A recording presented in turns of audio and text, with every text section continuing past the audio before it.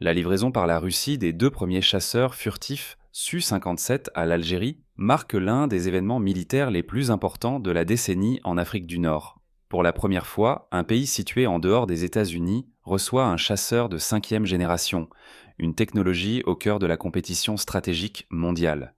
Selon la revue militaire américaine Military Watch, la Russie a commencé les livraisons après que des pilotes algériens ont effectué plusieurs mois de formation sur ces appareils. Bien que Moscou n'ait pas officiellement nommé le client, l'ensemble des indicateurs confirment que l'Algérie est bien le premier acquéreur étranger du Su-57 dans le cadre d'un contrat portant sur 6 appareils. Pourquoi seulement 2 avions changent déjà la donne? Certains observateurs s'interrogent. Que peuvent réellement faire 2 Su-57 avant l'arrivée des 4 autres? La réponse est simple. Beaucoup plus qu'il n'y paraît. Le Su-57 n'est pas un simple avion de combat. C'est une plateforme d'information, de détection et de coordination, capable de renforcer toute une flotte aérienne même en effectif réduit. Le cœur de l'armée de l'air algérienne repose actuellement sur plus de 60 Su-30 MKA, auxquels s'ajoutent les nouveaux Su-35 et les Su-24M dédiés aux frappes stratégiques. Avec ses capteurs avancés, son système de guerre électronique et sa furtivité, le Su-77 permet de détecter et identifier des menaces à longue distance, de transmettre des données en temps réel, de diriger les autres avions vers des frappes plus précises et plus sûres, de neutraliser les défenses adverses avant l'entrée du reste de la flotte. L'efficacité d'une petite flotte furtive a déjà été démontrée. Lors de l'opération menée par Israël contre l'Iran du 13 au 24 juin, les F-35 Happy n'ont pas été utilisés pour attaquer directement, mais pour ouvrir la voie et guider les F-16 et F-15. Un officier israélien l'expliquait ainsi.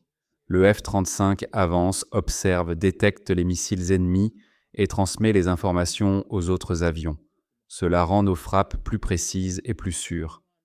Si le F-35 peut jouer ce rôle pour Israël, le Su-57 peut en faire autant, voire davantage, pour l'Algérie, notamment parce que les radars, la portée et la capacité de détection du Su-57 sont particulièrement adaptés aux environnements complexes. Pour l'Algérie, les menaces potentielles se situent à 2 niveaux. 1. L'OTAN au nord. Depuis l'intervention de 2011 en Libye, Alger considère que la stabilité régionale reste fragile. Les appareils furtifs russes pourraient jouer un rôle clé dans la surveillance et la contre-ingérence. 2. Le Maroc à l'ouest. Le Royaume a beaucoup investi dans la défense sol-air pour compenser une flotte aérienne moins avancée. Selon plusieurs sources, le Maroc aurait acquis des HQ-9B chinois. Il a confirmé l'achat de patriotes américains. Dans un scénario de confrontation, même limité, les Su-57 seraient essentiels pour cartographier les radars marocains, neutraliser les défenses, ouvrir la voie aux Su-30, Su-35 et Su-24. En d'autres termes, les Su-57 seraient les premiers à entrer, brisant la porte avant l'arrivée du reste de la flotte. Pourquoi la Russie exporte-t-elle le Su-77 maintenant? Pour Moscou, l'ouverture aux exportations répond à 2 objectifs. Apporter des liquidités pour soutenir l'économie et le budget militaire, maintenir la production active, indispensable pour la modernisation de sa propre armée. L'Algérie, client traditionnel de l'industrie russe, devient ainsi un partenaire stratégique dans la diffusion mondiale des technologies furtives.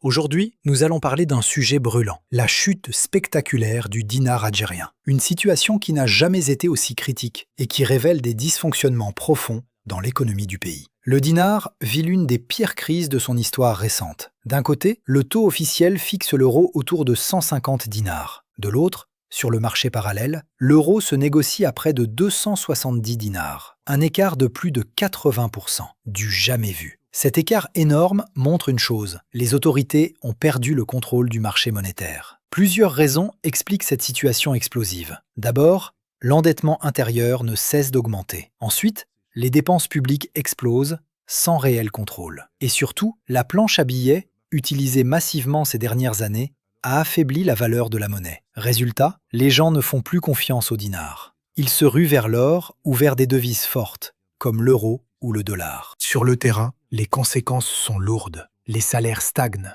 l'inflation continue de grimper, le pouvoir d'achat s'effondre. De plus en plus de familles ont du mal à couvrir leurs besoins essentiels. La consommation intérieure s'essouffle. Alors que c'est l'un des moteurs fondamentaux de l'économie. Pourtant, des solutions existaient. Par exemple, l'ouverture de bureaux de change agréés était prévue par la loi. Mais rien. Retard, blocage, hésitation. Ce retard nourrit le marché informel et prive le pays d'un outil crucial pour réguler les devises. Il reflète surtout un problème plus profond, un État incapable d'appliquer ses propres réformes. L'écart monumental entre les deux taux de change n'est que la partie visible de l'iceberg. Il révèle des déséquilibres que le gouvernement n'arrive pas à corriger. Et sans mesures concrètes, sans vision, sans transparence, la confiance s'effrite. Investisseurs, entreprises, citoyens, tous doutent de la stabilité économique du pays. Alors, que signifie vraiment cette crise du dinar pour l'avenir de l'Algérie? Et quelles solutions peuvent encore être mises en place? Dites-moi ce que vous en pensez dans les commentaires, likez, abonnez-vous et surtout, activez la cloche pour ne rien manquer. À très bientôt pour une nouvelle analyse.